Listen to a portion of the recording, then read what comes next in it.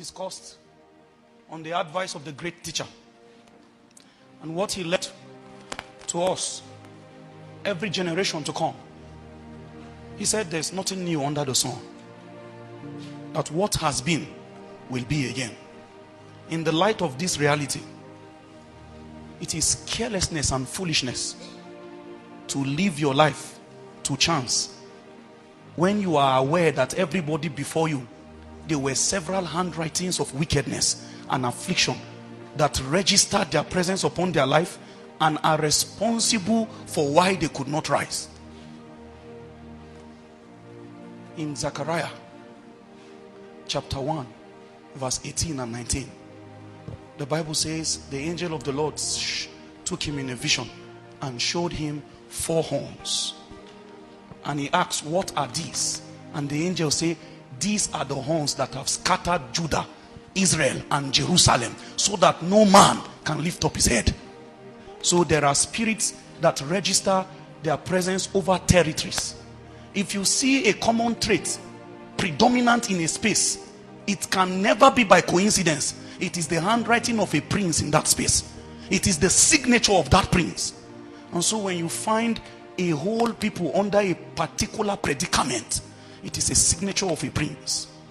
And it's only foolish men that think that by anything they can do through the arm of the flesh, they can disband a principality from his inheritance. The Bible says there's no man that enters the house of a strong man and spoils him of his goods until he has first bind him. So in this dynamics of spiritual deliverance, one of the first things you must overcome before you lay claim to your inheritance is whatsoever power that was restricting it in the first place. You must become bigger than what was tormenting you. You must become stronger than what was keeping you bound. And so men don't escape because there was a small opening. Men escape because they outgrew captivity. There's no release date in the calendar of darkness. They don't have a day that they plan that by now you would have suffered enough, so we'll let him go. In the annals, the record of darkness, your suffering is perpetual, and it is until death comes. So in the light of that, if you see any man who was once a captive of a spirit and you suddenly see him become free, there's only one explanation: violence. There was a season when violence broke him out. The Bible says through the fatness of your neck, the yoke will be broken.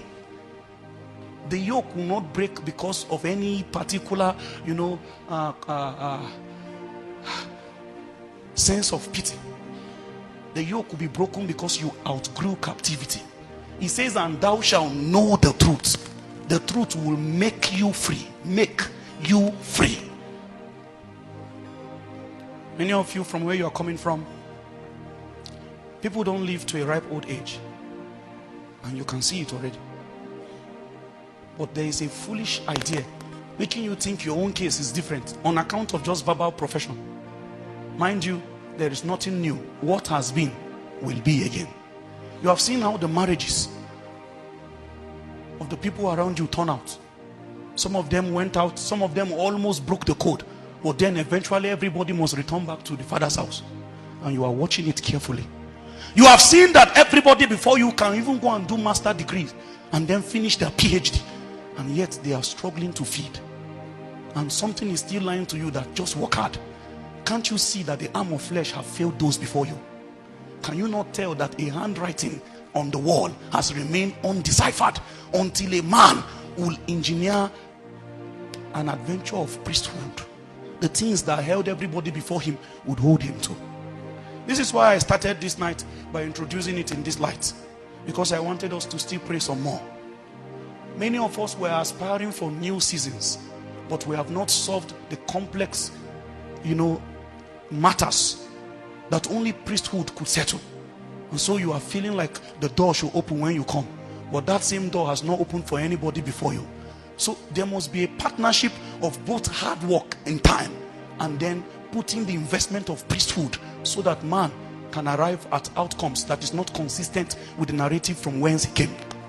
And so tonight, if you are aspiring for something that is not the normal from where you are coming from, tonight, if you are looking forward to an outcome that is not regular, it's not the narrative of the place you have found expression from, there must be an investment in priesthood. it will only be done for you on earth as it is in heaven. And so everybody tonight, I want to give us another 3 minutes at your seated position. I want you to travail. Just take the next 3 minutes and press in some realities in your life. Those things you are aspiring for, those things you are contending for, those things you are trusting God for, it will take violence to bring it into the script. From the days of John, this kingdom suffered violence. Only violent men take things by force.